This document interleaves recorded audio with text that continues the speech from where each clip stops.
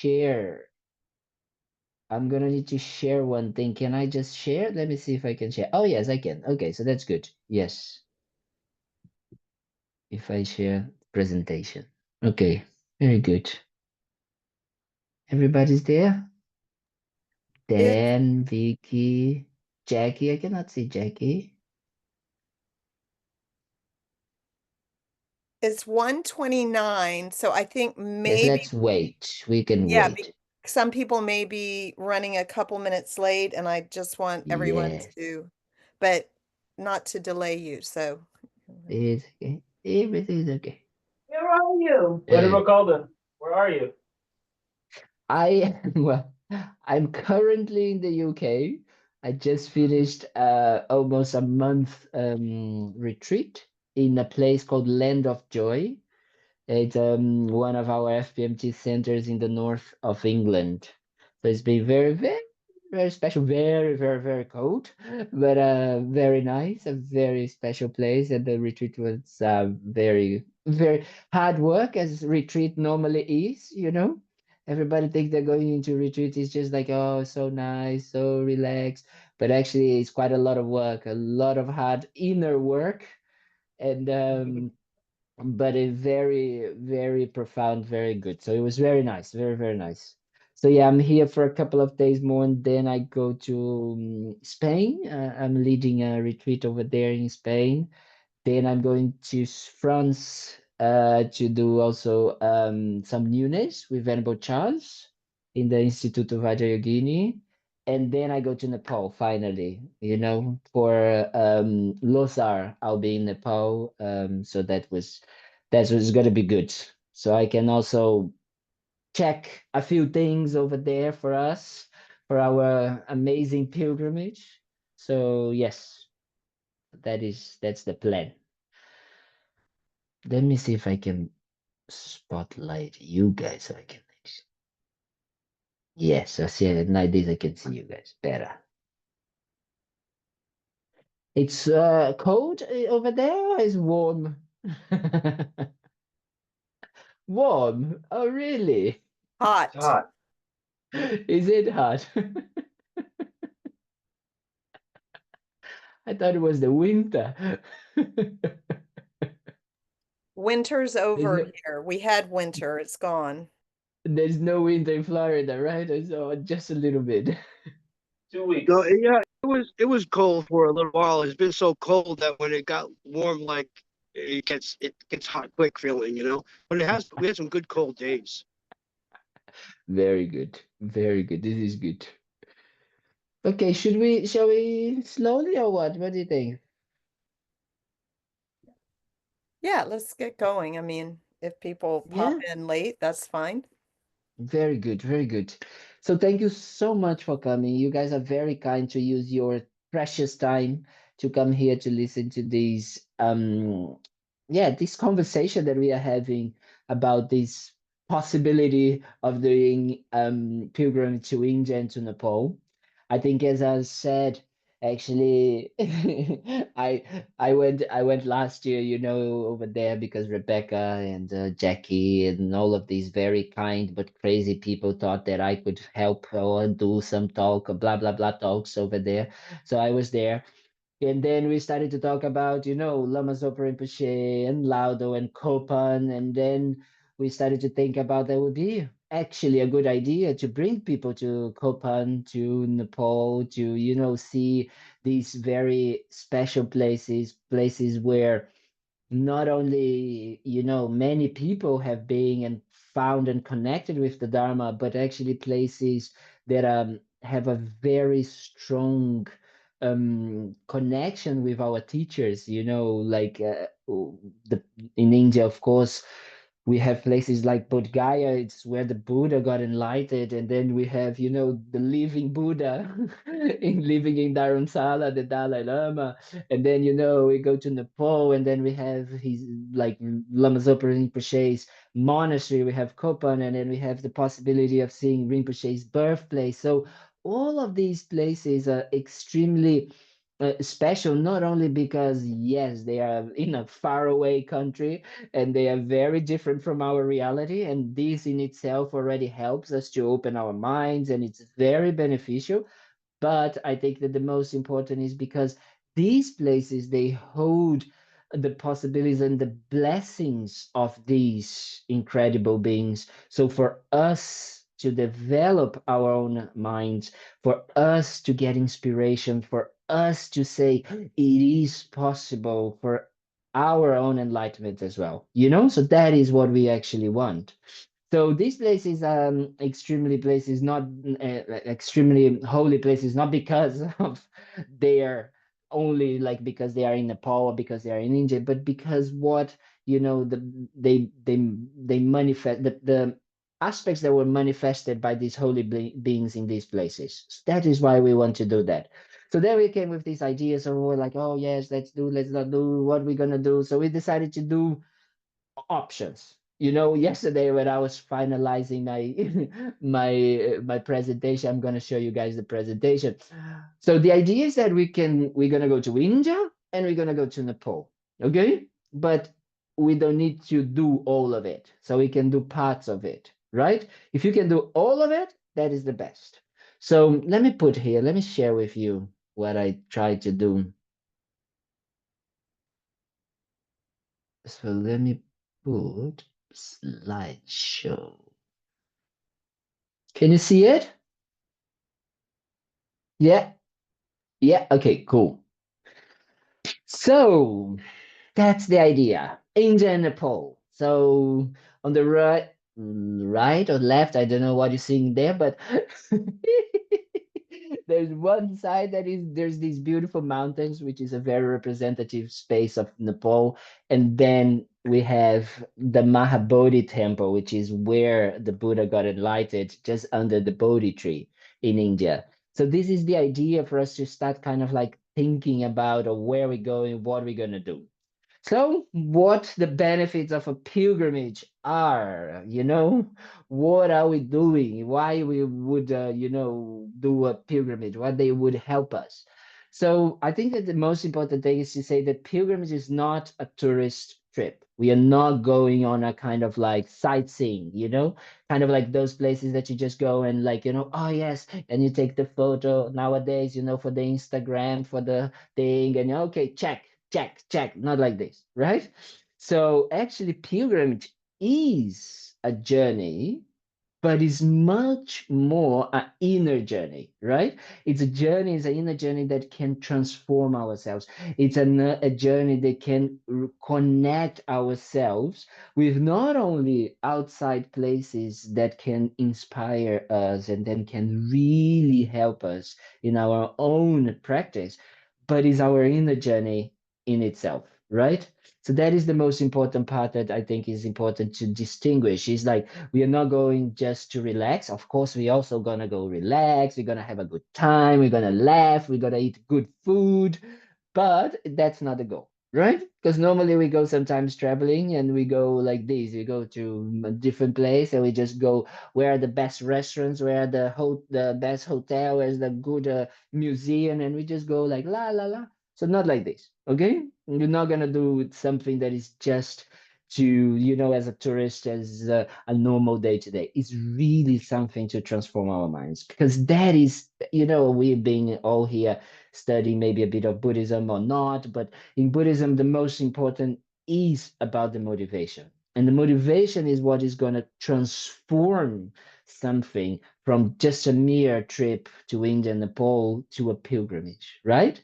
So that's why it's so important that we actually keep that in mind, that what we can do is that we can take, as I wrote it here, advantage of the blessings and the inspirations of these places to transform ourselves. That's what we want. We want to actually bring these incredible kind of like inspiring stories, inspiring kind of like energy, inspiring views to transform ourselves. So when we come back to our daily lives, we can nourish ourselves from this place, right? Is that kind of like, oh wow, like I saw these places where, like, you know, for example, we're gonna go and see where Lama Zopa Rinpoche's past life meditated for 30 years in a cave, and then you say, wow, I also want to achieve, you know, these kind of like meditations, grounds and paths and stages, and so I can transform myself, so I can help others, right?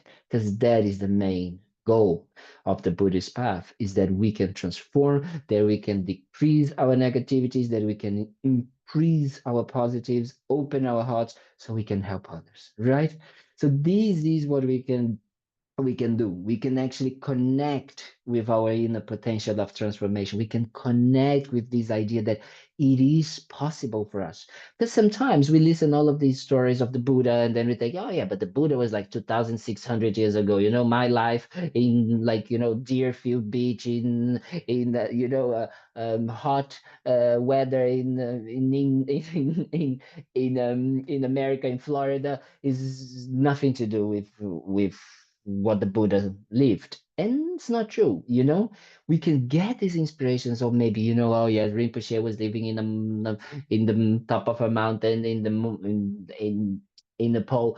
Yes, but all of these can inspire us to find these places, to find these kind of like ways of doing, practicing in our day-to-day lives as well, right? That is the idea, that we can transform, that we can make these places, bring with us after we finish our pilgrimage, these transformations inside of ourselves.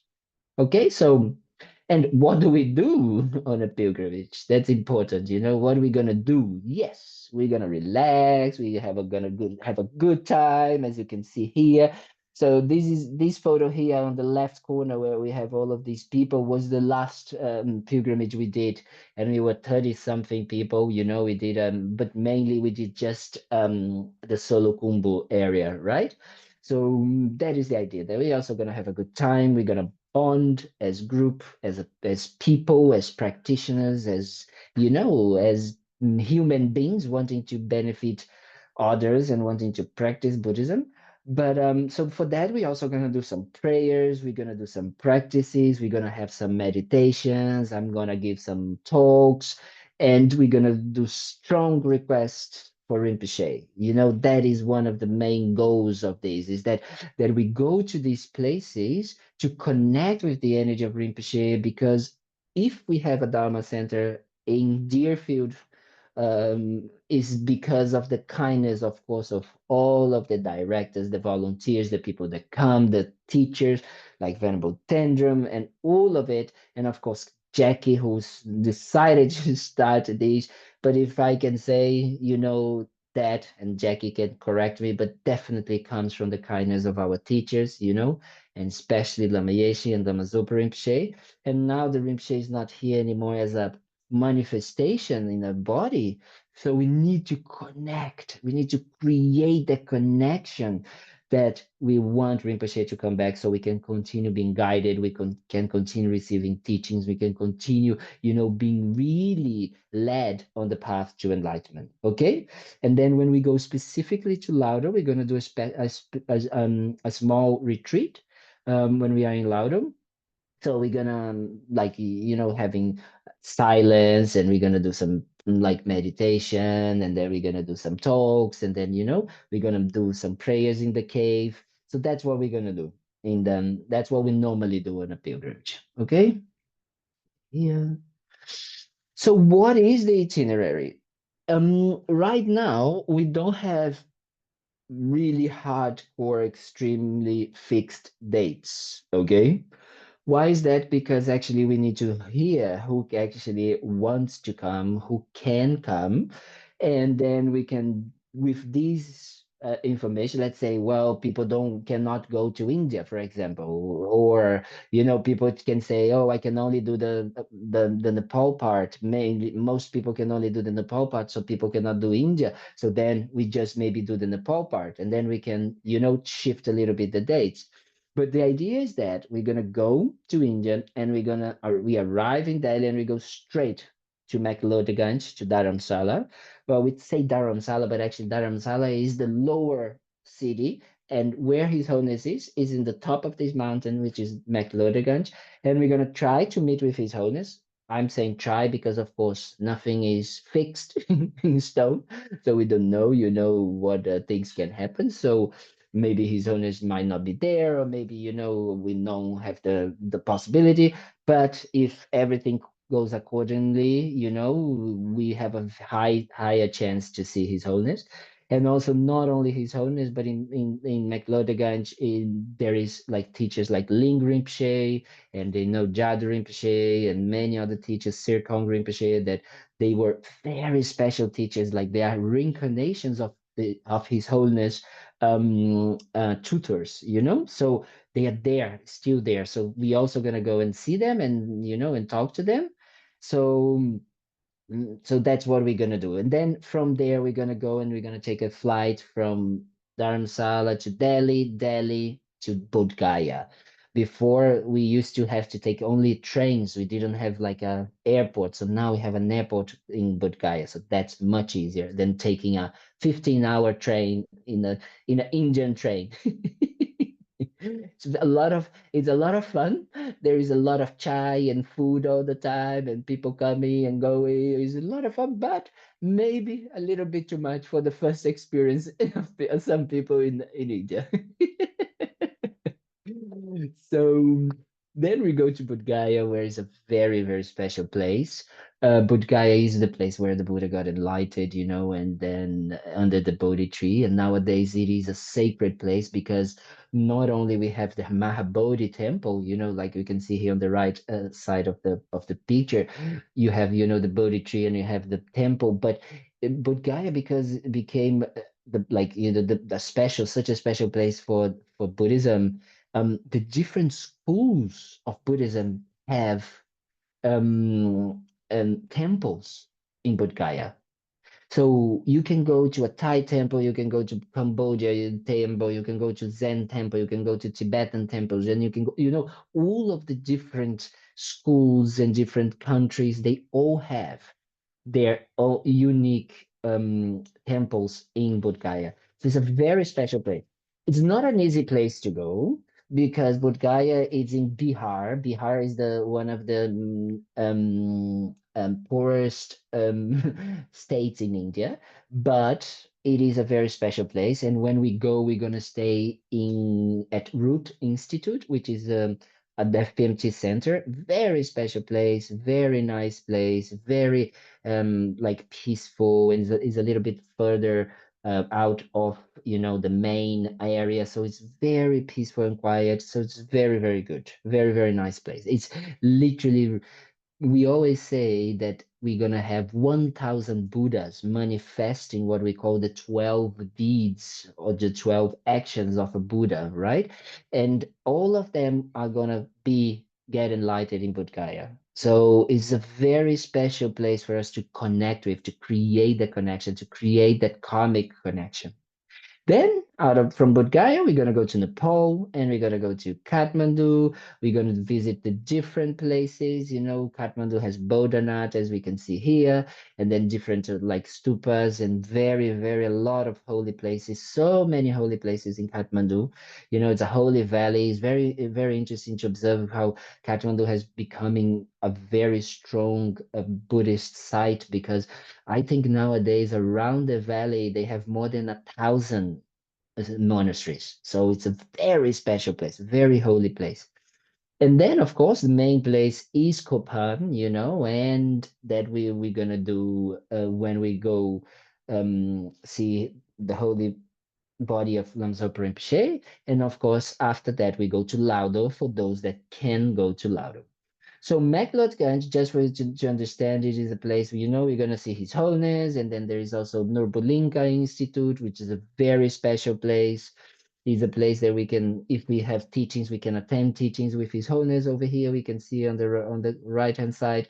So it's a very special place, very, very special place. In McLeodganj, we're gonna stay. I'm gonna also start already talking these things. So in McLeodganj, we're gonna stay in a hotel close by. It's a hotel that is organized and by Nobulinka Institute, which is Nobulinka Institute is a institute that was created to preserve Tibet, you know, and Tibetan art and Tibetan culture. So they have these different kind of hotels around McLeodganj and Dharamsala. So we're going to stay in one of them because unfortunately there is a very special place in McLeodganj as well, which is the Tushita Meditation Center, which is an FPMT center, but they run courses, so we cannot stay there. They have many courses and like 120 people, 150 people, so they would not have space for us. Okay, so this is Bodh Gaya. So as I was telling, Bodh Gaya has a very special place for different schools of Tibetan Buddhism. Then we have the Mahabodhi temple. We have the incredible, you know, um, um, the place, you know, the actual tree and the place where the Buddha got enlightened, even though they say it's the fifth generation of the tree, you know, that the tree has been growing and coming and growing and coming. So this is where we're going to go and do special prayers. And over there is a very special place for us to do strong prayers and, you know, do meditations. Very inspiring place, very inspiring place. And of course, you know, like meeting His Holiness is a once in a lifetime experience because His Holiness is getting older.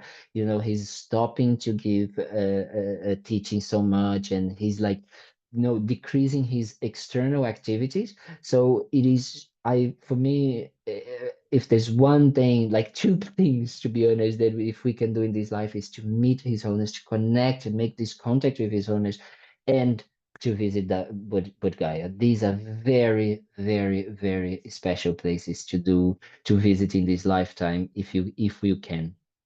And then of course we're gonna go to Kopan, you know, we're gonna go to see Kopan is a monastery where we have 360 monks. It's a place where we have courses for thousands of people throughout the year. And of course is the place where Lama Zopa Rinpoche's holy body is.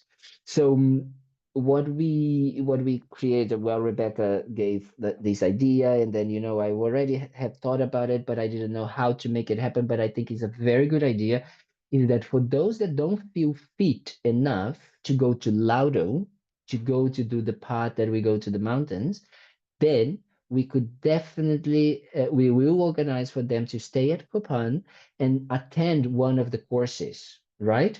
Because Kopan has also incredible courses with incredible teachers, like, you know, monks and nuns that have been teaching for years and years and years, proper teachers, not like me, you know, blah, blah, blah talks, really teachers. So it's a one very special opportunity if you can do that as well. This is like, I always say is if you can go to Copanas and attend one of the courses over there, is a retreat environment. You are in a very safe place. And Copan nowadays is very comfortable. You can stay in very nice places.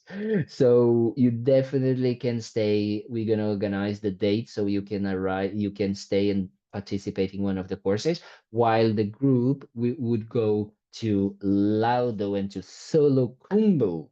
So this is Solukhumbu. Solukhumbu is this incredible area on the Everest area, so close to, you know, to the Everest base camp. It is the national park, is part inside of the national park of the Everest base camp area.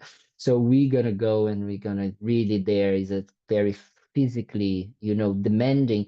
But to be honest, you know, the most important about the thing about Solo Kumbo, of course, it is the altitude, right? It is 13,000 feet. It is quite high, but one of the things that I've learned is that high altitude is doesn't actually means that you need to be fit in order to do well in altitude. It's your body, how you actually function with your body, how you listen to your body, how you can take care of your body. So you need to be drinking a lot of water, you need to be eating well, you need to be sleeping well, and especially you need to like listen to your body in the way of when we walk, you don't need to rush. You have the entire day to get from one point to the other, right? So you if you take 10 hours or if you take 2 hours, it doesn't matter because you're still gonna stay and arrive at the same place. Okay. So that is very important for people not to think like, oh, I cannot do it because it's this and that. Da, da, da. The day that we walk the most is 10 kilometers. Okay. I don't know how many miles is that, but it's like maybe 7 or something like this, 6.5 or whatever. I can't hear you. I can't hear you over there, Anthony, but like maybe 6 or 7. 6.2. 6.2. You see? Perfect. So it's around perfect. So it's around that, So it's around that. Of course, we are in high altitude, so things become a bit harder than just, the flat and the beach walk by Deerfield Beach is not the same. But of course, it is not that much. So that's the idea. Don't feel and struggle that you need to normally what we do as we did with this group is that we have 6 or 7 guides divided with the group. So you have groups of 2, 3 people, and then you go, or 3 or 4, and then you go with these guides, and these guides go following you, even though the Sherpa people, which is the incredible people that live in these mountains, and they really, really are special people because they've been preserving, the culture, preserving the religious part of Buddhism as well, but they are made of different of different material, they can go running and going up and down and things like that. Sometimes they do some things like what would takes us 3 days, they take one day to do it. It's just absolutely great. So they go very slowly with us, taking care of us. If you need to stop, and then if you need to drink water, and there's many tea houses. Like as we call in small restaurants when you go around like along the path, so you can always stop and you can have a tea and you can have a cookie and you can have something. So it's just like breathtaking views. It's just absolutely special. But the most special of Solukhumbu is the energy of the Dharma that is in there still nowadays. It is a place where incredible people meditated and incredible people had realizations, incredible meditators really transformed their minds. And we have monasteries and we have people that have been practicing. We're going to visit one of the nunneries that they have around 15 nuns, I think. And they are so inspiring to see their lives, so hardworking and so special what they are doing over there by practicing in the code, in the facilities that they have. So it's very, very, very, very inspiring. There's a lot of blessings. And of course, the most important is that we're going to go to Laudo, right? And the Lawudo cave, which was where Lama Zopa Rinpoche stayed for, his past reincarnation stayed more than 30 years, and we're going to definitely do what's very special because we say that the Guru is the beginning of our path and the end and the middle and everything, because if we actually hear the word bodhicitta or emptiness or the possibility of transforming our minds and that we can achieve enlightenment, that we can be happy, that we can stop suffering, is due to the kindness of our gurus, right? It's because of our gurus really embodying, and not only embodying the lineage of understanding and study and and really learning about the path, but especially embodying those qualities inside of themselves, so we can actually believe it is possible. And this is why it's so important to and so special to go into places like this where we can see. And we're going to meet with a very special person, which is the Lama Zopa Rinpoche's sister, Anila, and she has been there for more than maybe I think 50, almost 50 years nowadays. And she is very similar to Rinpoche. So for those that have met Rinpoche, or those that haven't met Rinpoche, you're gonna see that is a very, very, very special being. She takes care of the cows, and then she likes to cook, and then she takes care of her little garden. It's very inspiring. She's living in these conditions over there with um difficult conditions, because when we go do the trekking part, we stop in these kind of like yeah, guest houses, little hotels, whatever, not hotels, but and then of course it's a little bit better. You have like, you know, like hot water, and then the rooms are okay and very good rooms, and then you have nice food. But Laudo is a very isolated area, so the hot water is a little bit difficult. So don't expect to have many showers. So bucket showers, maybe you can have it. So it's a very good. It's very good. It's good because it's cold, so we are all not smelly. You know, very nice. It's very easy. And then but well, they have been actually improving Laudo in so many ways, so many ways, that nowadays is quite comfortable. You know, we have accommodations, the double rooms, and you know, and triple rooms and all of that, and they're very nice. And the food, they make these delicious potato pancakes. That Rinpoche used to love it. So it's a very special place to actually be. And if you think about it, Laudo is the birthplace of FPMT, to be honest. It's from there that actually, you know, Lama Yeshe and Lama Zopa started to having the monks, and the monks started because of the winter was too cold. They started to come to Kathmandu, and then they started to need a place, and then they looked for Kopan, and then they found Kopan. And because of Kopan, the FPMT spread around the world, right?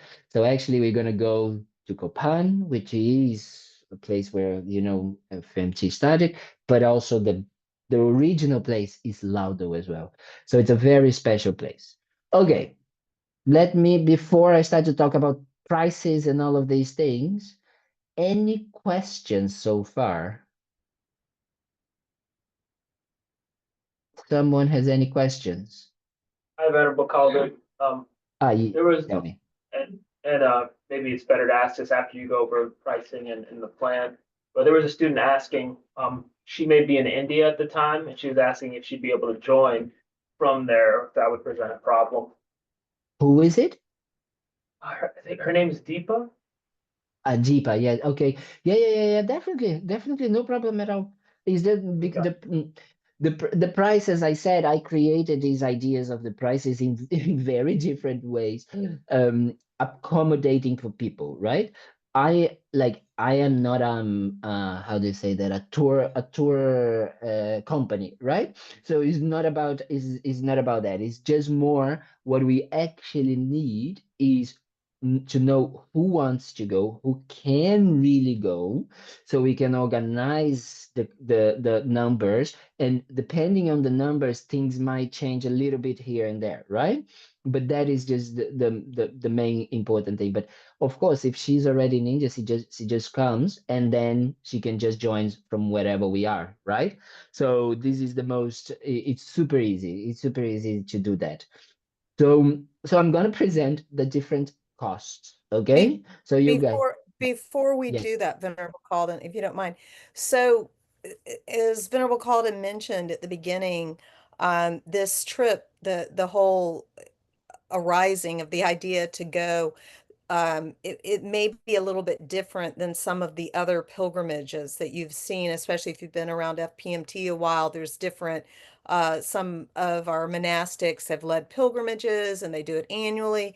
And oftentimes it's a fundraiser for, you know, various projects and things. So as Venerable Kalden gives the prices, they're not like the set in stone prices. We Mm, as the center nor Venerable Kalden are making any money off of this. So it's not a yes. fundraiser. It's not Mhm. like a tour that we're doing.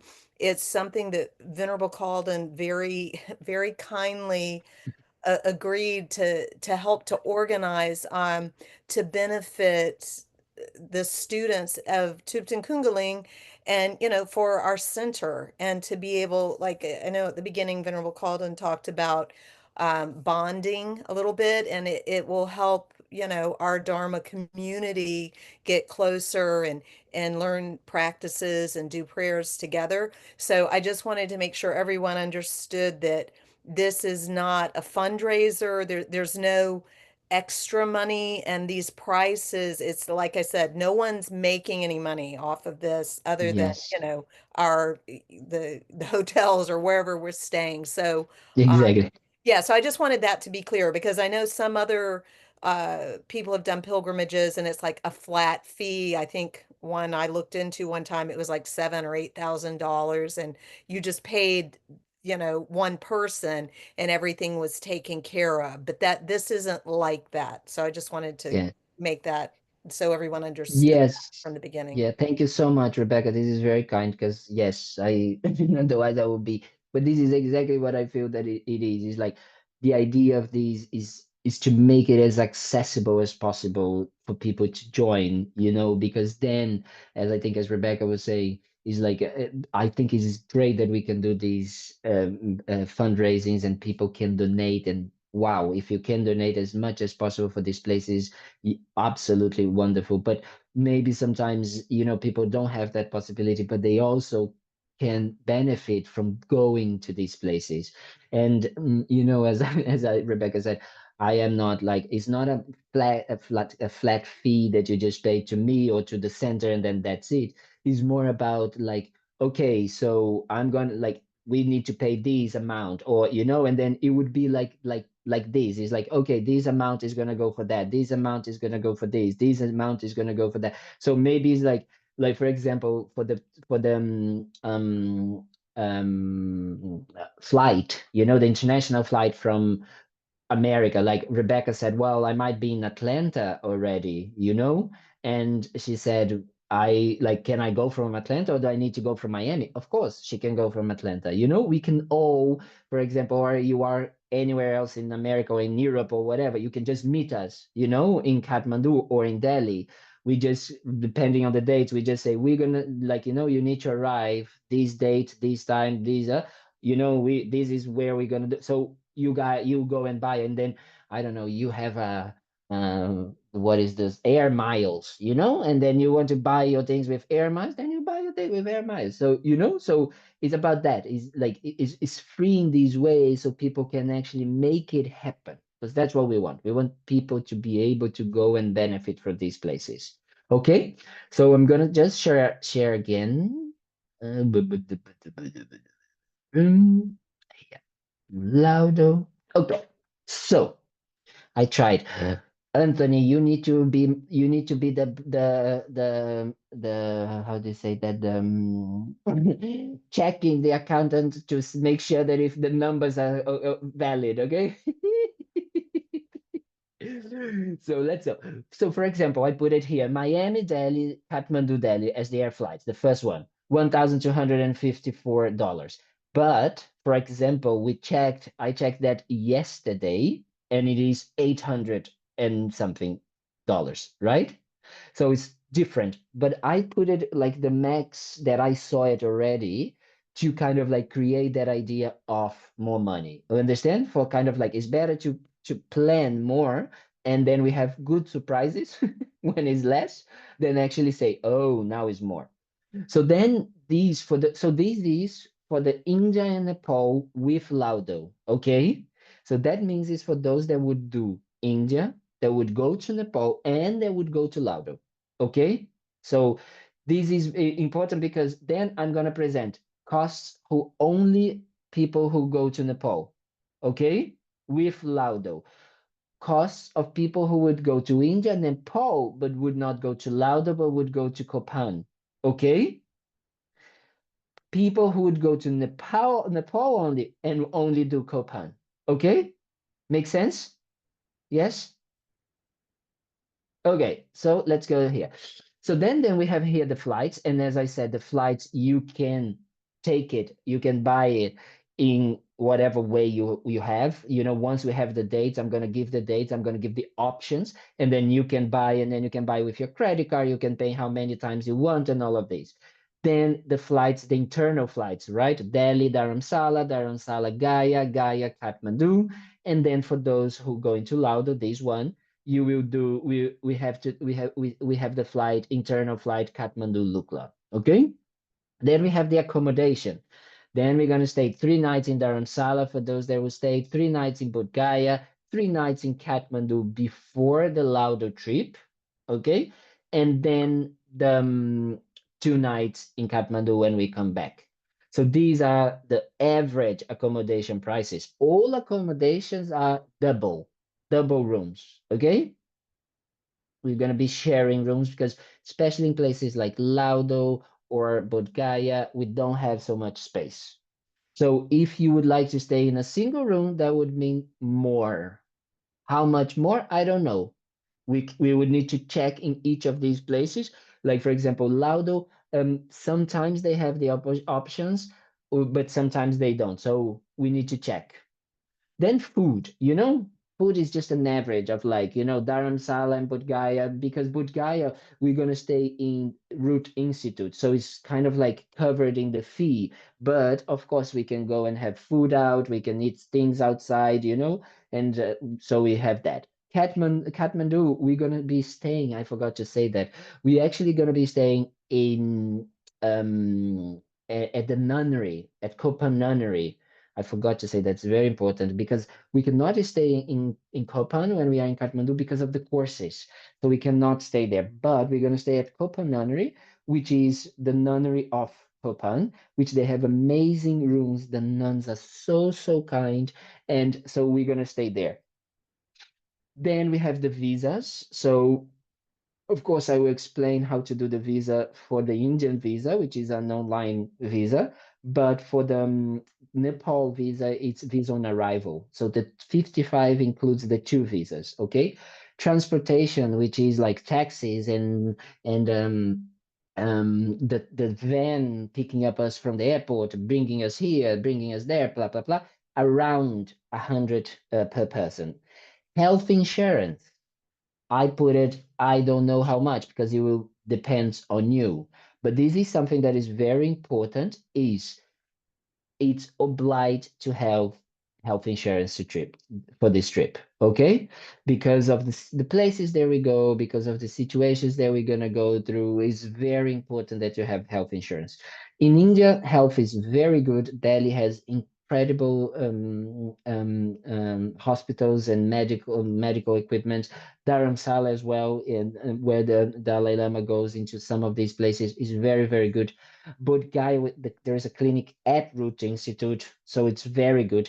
Kathmandu, it is, but it's actually expensive. Of course, it's not America expensive.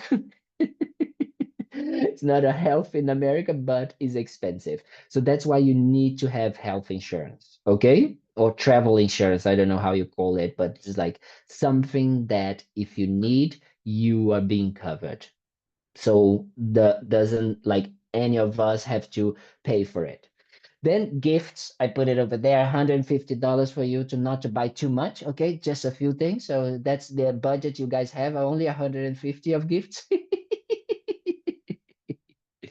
And then, as I was saying about the offerings, like as Rebecca is saying, of course we can make strong donations, but this is offerings just for example, when we go to Dharamsala, when we go to the temple, normally we make a little offering for, for the place and for for what we call that. When we go to Bodh Gaya, we do offerings at the Mahabodhi Stupa. We do candlelight. We do many things. So all of these is where we're gonna do. It's a minimum that we are doing. As I say, this is the minimum we're gonna do because that's how normally people do it. Because over there you're gonna see people are very generous. So people are always making offerings to the temples, to the places. So this is the minimum we're gonna do. But if you can and you would like to offer more, please feel very, very free to do so and do it, because it's once in a lifetime you're going to go to these places. And if you can create this strong connection and this incredible possibility of, repaying the kindness of these places, is very, very special. So this is the first thing.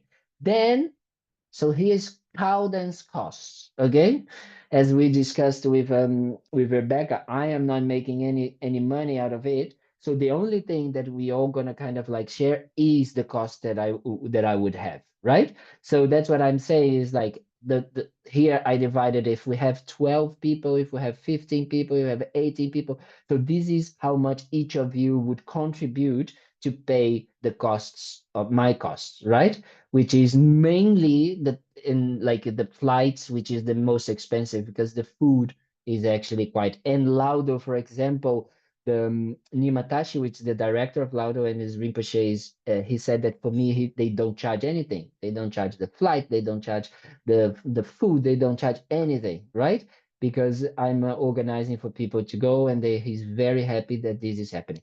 However, we need a minimum of 12 people, okay? So that's important that we try to check this, that we can have a minimum of 12 people.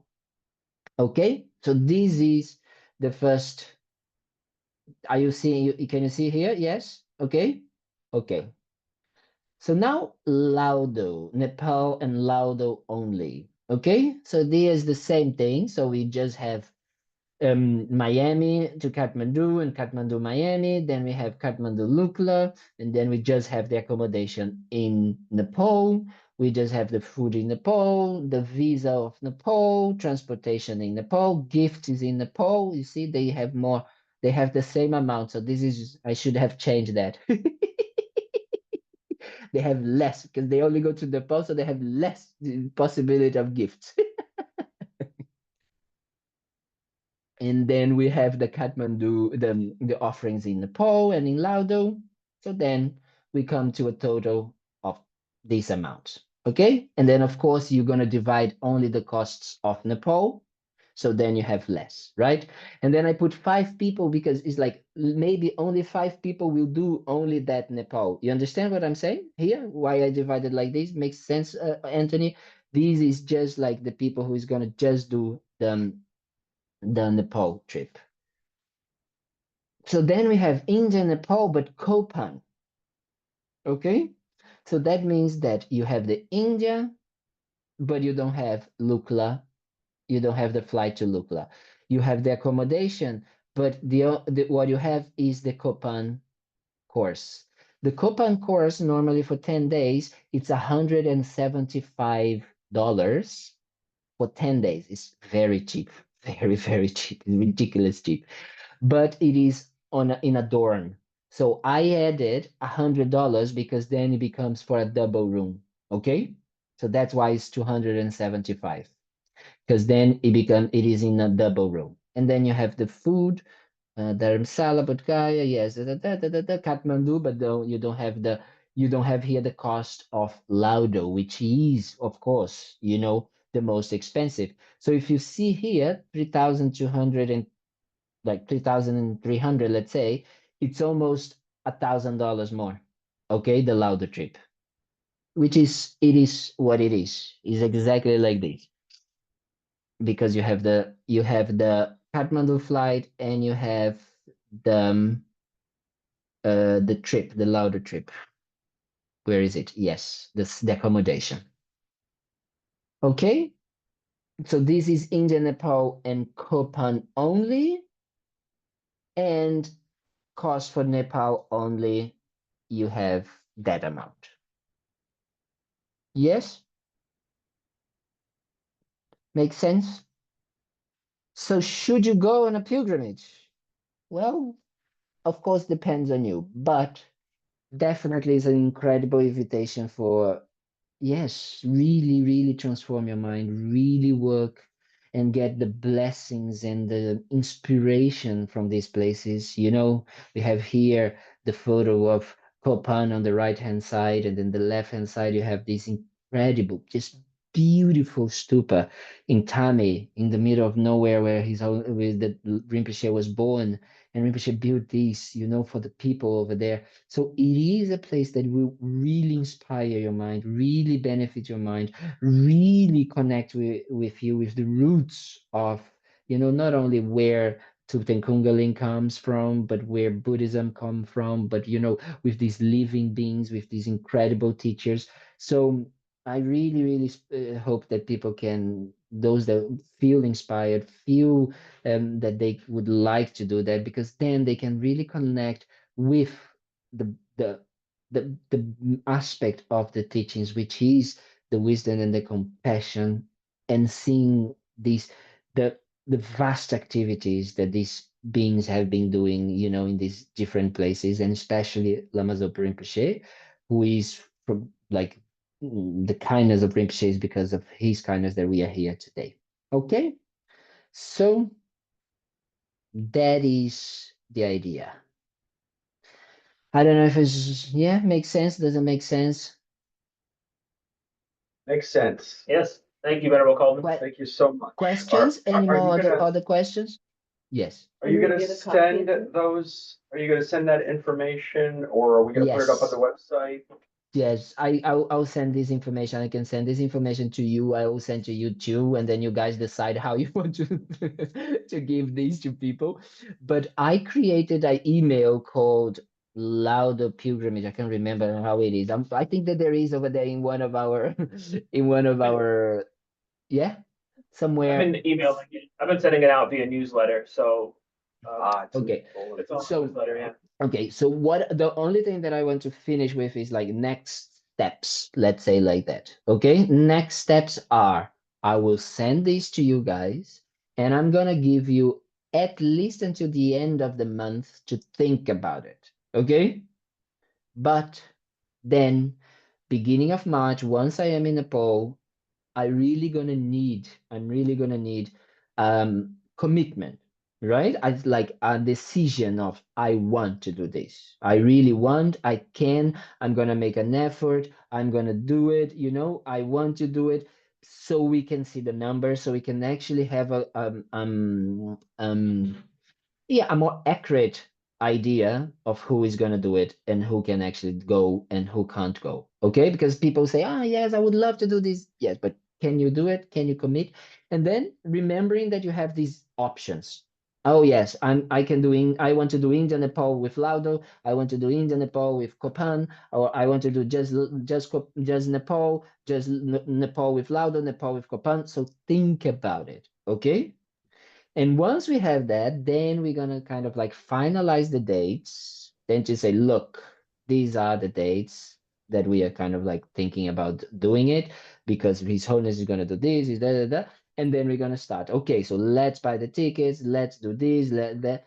But first, once we kind of like has said, okay, I would like to do this, I'm gonna send to each of you a questionnaire that I've done, which is a questionnaire, which is not really a question, but it's more like kind of like a form to fill, because I, as responsible for you in a way, I'm gonna need to have your name, your address, your emergence contacts. I'm gonna have to have, if you're gonna like, if you have any healthy problems, if you have any medications that you take, and all of these things, right? Because I'm gonna be there to support you, to guide you, to take care of you, and all of this. So I need to have this information. So normally when I was traveling now with this group, when we did the pilgrimage last year, I had this folder of like 35 people whose information, and then like if anyone has a problem, then I have it, and we know, okay, this person cannot take this medication, this person cannot do this person has this health insurance,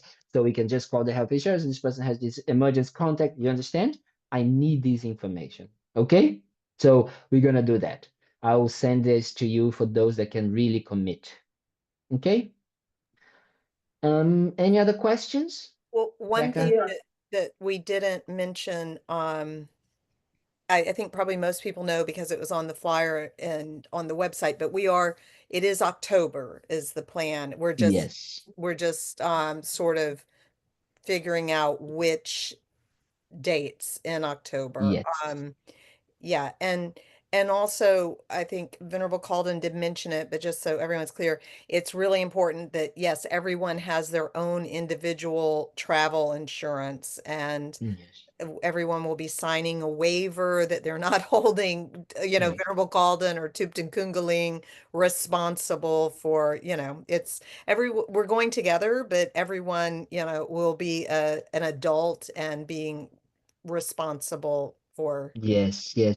And it's very important that like each of you have like, because some like I know maybe I can have it from my credit card, maybe I can have from this company, because so you need to have that, and then you need to send it to me so I have this information, and that is like what we're gonna have. Okay? Someone was going to ask something? Oh, Sharon, Yes, yes. yes, thank you so much for all the information. And what about the Indian visa? The visa, how long does it take to get the visa? It's very easy because it's online. It's an online procedure. And normally it takes like we do an online visa, and it takes like 24 hours. Oh, Yes. So it's very Is that easy. something new? so we just need Yes. our passport, of course, and then this visa. That's it? Yeah, so exactly. So then like for example, when I am in Deerfield, we can have a day that those that have difficulties, like they can come and then we can just do it together. You just do that, and then you go on the website. You're gonna need to get all of this information. You need to have a copy of your passport or whatever. You need to pay like a fee of I think it's 35, 25. Because Americans, I don't know why. Well, I don't know. It's still we need to check how it is now, but it is very easy, and you can actually apply online for a 10 years visa. Okay, so just for you to have an idea, 10-year visa. I got a 10-year. That one takes a while to get though. And something else that I wanted to bring up, most countries, in order to get a visa, your passport must not expire for at least 6 Yes, months. very And important. I don't know if anyone else is aware, but there are some things going on with government agencies at the moment. That some things are very likely to be slowed down. So if your passport is expired or if you don't have a passport, I Yes, would do it strongly now. advise that you start getting on that now because I mean, it could take months to get the passport. Yes, yes, very good, Rebecca. That's perfect. Yes, and then that's what yeah, I'm not like as someone I am one person when I sent the first flyer, when we sent the first flyer, someone asked me, "Oh, but what do I need to bring or what I need to," and I say, "Let's do this. We do a second meeting only for the people that have committed."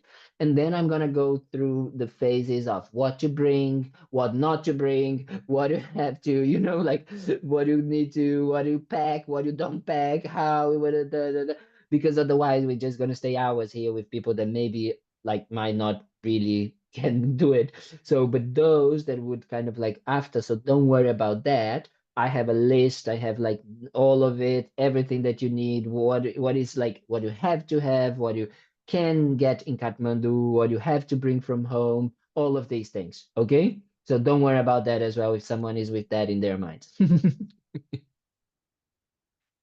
Yeah, something else, people online, someone has any questions? Languages they speak? Sorry? Steve was asking what languages do they speak?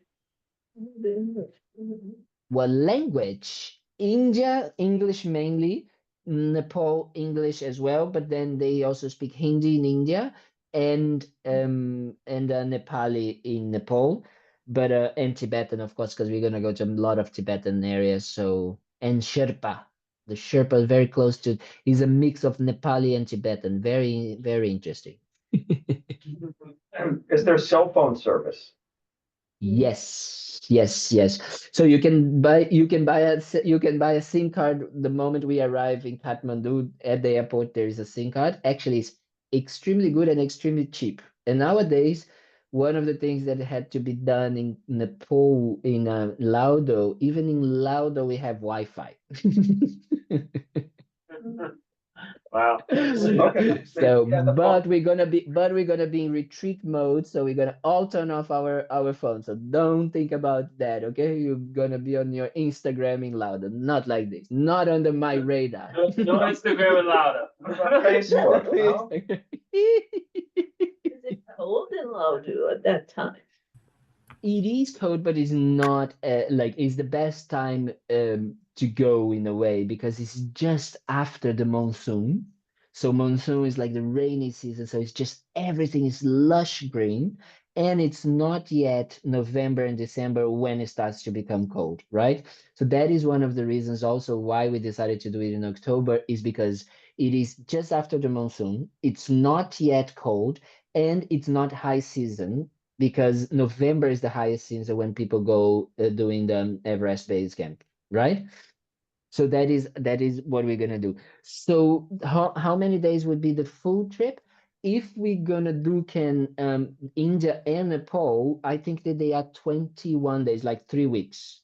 right? I think that's what we check. I think it was like now Yeah. because we don't have the exact dates, but the dates that we suggested before was like from the 3rd of October to the 25th, 26th of October. So that means, you know, like you fly on the Friday evening, so you can still work on Friday. So you fly Friday evening, you know, and then you have 1, 2, 3 weeks. If you only do it in Nepal, it's 2 weeks because we're gonna do mainly like 1 week, 8 days in India only. Okay, so that means that the rest is Nepal. So if you can't do it 3 weeks, then at least you can do 2 weeks in Nepal. Okay, thank you. Any more questions? Yes, thank you, Venerable, and thank you, Thank you, Rebecca. sweetheart. And what about the visa to Nepal, to Kathmandu? So it's visa on arrival. We do it there. When we arrive at the airport, they have Okay. now these very fancy little machines that you need to put your information, da da da da da da da da. Da. Actually, I heard that you can do it before that, and then you can print it, and then you just go and pay the fee. Okay, so you just go and pay because it's in Nepal. It's very funny. It's like you come out of the airplane, then you go to this you go to one side and you do this little thing, then you print one little thing, then you go to the other side, and then you go and you pay. You need to pay in cash, or now they were accepting card, you know, but they were like, okay, then you pay, and then you go to the line, then you get the visa, then you go out. It's like everything is like, you know, like this. But it's very, yeah, it's visa on arrival, so it's very easy, and you can buy, you know, different visas. You have 15 days, which is $30, or 30 days and 45 days. So, you know, so you can kind of like buy in a different. So we're gonna just have that 15 days. Okay, it's gonna be enough for Great, us. great, Yes, thanks. just the Indian visa that we like we can do it, we do it online, and we do it. It's normally it tends to be easy. It's a lot of information. It takes a little bit of time. You need to upload a photo, but it's kind of like once it is done, once we do this, it's just easy. Okay? So I have another question about using a credit Yes. card. They accept Yes, credit very good. cards, and then do they charge you in American money? How do they charge you? So one thing is that they in some places, like for example, the hotels, we could pay like hotel in Bodh Gaya in Kathmandu. No, not in Kathmandu, sorry. The only hotel actually that we would probably be able to pay with credit card would be Dharamsala. Okay? Because Bodh Gaya, I am not sure if they are accepting card at the Root Institute. I need to check. I can check. I'm gonna check with them. I have a call with someone from their team tomorrow this week. Then at the monastery, at the nunnery, I don't think that they are actually accepting card. But when I arrive there, I can check. But it's not. But maybe not. And Laudo they don't accept. Okay, so but like restaurants or shops and things like that, you can pay with credit card nowadays. There is becoming very much more as it was like before. You couldn't find anyway. Yes, they charge you in their local money, and this is transferred immediately with the how to say the exchange rate of the day. The only thing is that you should check with your bank is if your bank charges for you to use your card overseas. And it's very important that if, for example, also to ask if they charge for you to withdraw money, because there the most useful thing is to have cash, right? So we just have go to the ATM and then withdraw money, or you bring cash with you and we can exchange there. Yeah, dollars, you can bring dollars with you and we can exchange there. Okay? But And Capital normally, One yes, is, yeah, yes, Capital One's Capital good One about is that. very good. Yes, I was going to say Capital One is very good. I know that they don't charge. And whatever cash is left over, you could donate, right? Absolutely, exactly. Or of course, you know, you can. Well, it is, and to be honest, I think the exchange rate is very good right now for America. So it's kind of like, let me check here. Is Yes, it's super good. It's 140 Nepali rupees. So this is like, it's super, super good. So you can withdraw each time $250. Okay, so this is 35,000 Nepali rupees, which is like a lot of money. So you can kind of like so you can kind of like use, go using like this, using here and using there. So it's and then if you do have, or if you bring cash with you, like, oh, I brought some dollars with me and I can just go, oh, let's just exchange 200, let's not exchange all of it, like this. You go like, oh, and then a little bit more here, oh, a little bit more there. Like, for example, we go to India and we're just gonna stay a week. So if you already have everything settled, like, oh, the hotel I'm gonna pay with credit card, these I already paid, I don't need so much money, only for the gifts. And remembering you only have $150 of gift budget, so don't cannot do much. So where do you exchange cash? Where do you exchange cash for? Everywhere in India and Nepal, there's a cash exchanges. This is something that they use a lot because, yes, dollars and euros. Venerable Kalden, Mm, for yes, context, dear. can you tell everyone like how many Nepali rupees if you go to have lunch and a cup of tea or something in a cafe? So of course, everything depends on the restaurant you go. There's now a very fancy Hyatt hotel in Kathmandu. You can go there. It's No, gonna be just a 35, regular. No, I just want people, $35. just want people to see how inexpensive Okay. it is. Like if they want So, for a like, rupee. for you to have a meal, like, like you're gonna have a plate of momos and a Coke. This would be max $4. US dollars. US Four dollars. US dollars. Hmm. And this is like a very nice meal, and so that's what I'm saying. It's very cheap, right? It's very, very like affordable. So what is the most expensive in this trip is the flight, to be honest. And the Laudo track. Why Laudo is expensive is because the higher you go, the most expensive it is to bring things up, right? So you need to pay either the Sherpas, the people who actually you're gonna see carry 30, 50, 60, 100 kilos with their heads, right? They put these baskets and they go up in like the mountains, so you pay a lot for them. You pay a lot for, or either they come by helicopter or they come with like a mule, like a donkey, or on a yak.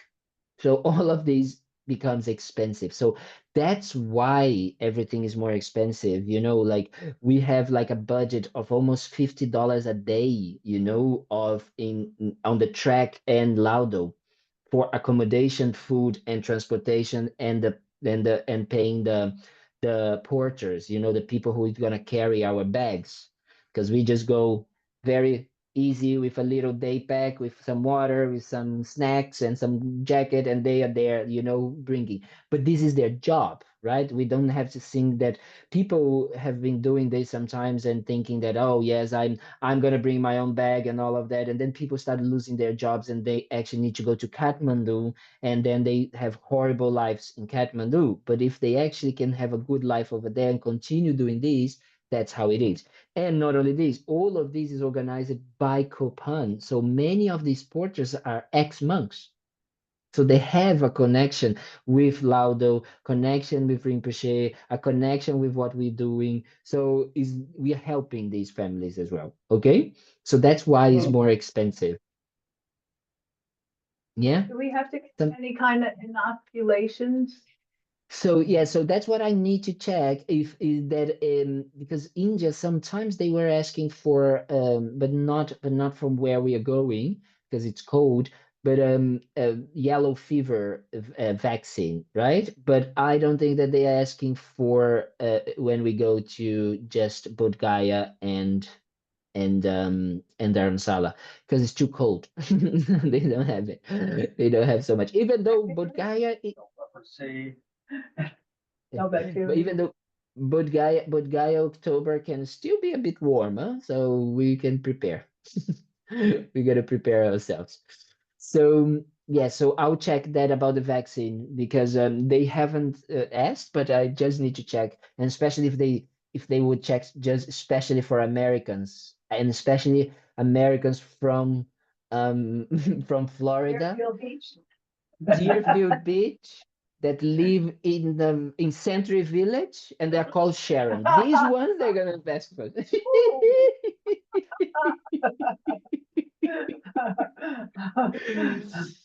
No, I'm kidding. Any more questions or anything else, people? So we're thinking about it. Yes, you guys are excited. You think it's gonna be good? Yes, very Yes, good, very much. So very good. I would like to request anyone who wants to go, is exploring the possibility to go, if you could send me an email and I'll put the email in the chat, but it's rebecca@thubtenkungaling.org. Um, but if you would please, also in the subject, if you can just put pilgrimage, that way we'll be able to Yes, sort them easily together. With the dates, like, are there any dates in October that you absolutely cannot do? So that will help us with, organizing the dates. I know initially we were planning like around, what was it, the 4th or 5th, Venerable Calden? the third, the third. Third, the third. So then some things arose with maybe some people really wanted to go, but those dates wouldn't work. So we want to be able to organize. And if you could do that sort of sooner rather than later, that would be great. And anyone that expresses interest, then I will make sure that you get the spreadsheets regarding the cost. Yes, yes. And Venerable Calden, just to clarify, regardless of when we go, we'll go first to India and then to Nepal, correct? Yes, because otherwise it's very complicated. What the only thing that I was thinking about was that if we're gonna postpone, we might postpone like a week more, not more than that. Why? Because actually November for the track is not the best timing, first, and second, because it becomes actually very busy, and we don't want that, and everything becomes expensive, and everything becomes busy in the mountains, and we don't want that. And second, because of Copan, normally in November, they start the November course.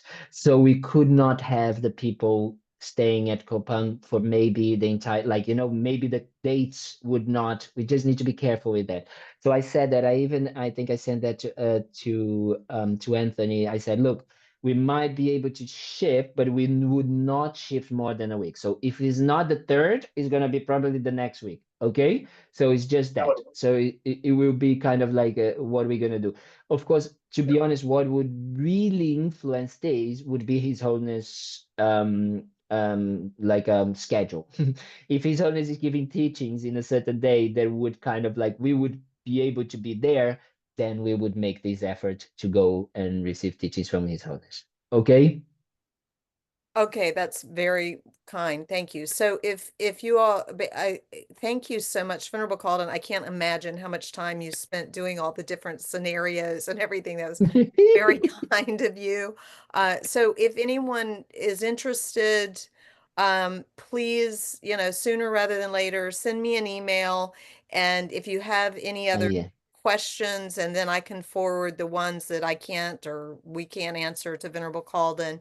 And honestly, like Venerable Calden said, if we can, the sooner that we can get the dates and firm everything up, the less expensive Yes. it will be, because then I know like the potential, I assume the biggest group of people will be going from Florida. Mhm. And if we can like find a flight that, then people can start purchasing their tickets, Yes. and it will be much cheaper than to wait until, Yeah, yeah. yes. It's like 300, 400, or $500 dollars difference if you buy in advance. Like it can be really, really, I mean, cheaper now, and then also it can be like 500, more expensive than what I just put it there. You know, the price that I put it there, which was already a higher price. So, you know, I highly recommend. That's why I'm saying, and also, for example, the hotel in Dharamsala, they need us to book by March. You know, it's like they need, because October normally is the time that his owners always give teaching. So they are packed of Singaporeans, of you know, kind of like of Taiwanese and people like this, that they always come year after year. So they said, look, I really need you to give me a number for this, you know. So and to do that. Yeah. So this is it. Thank you. Good to Thank you, see you. dears. Thank you so much. I hope you have a wonderful rest of your Sunday. And if you have any questions, you can send an email to us and let us know if you need anything else. Thank you very much. Good Thank you, night. Venerable. Thank you. Thank you. Love you. Thank See you. you. Good to see you too.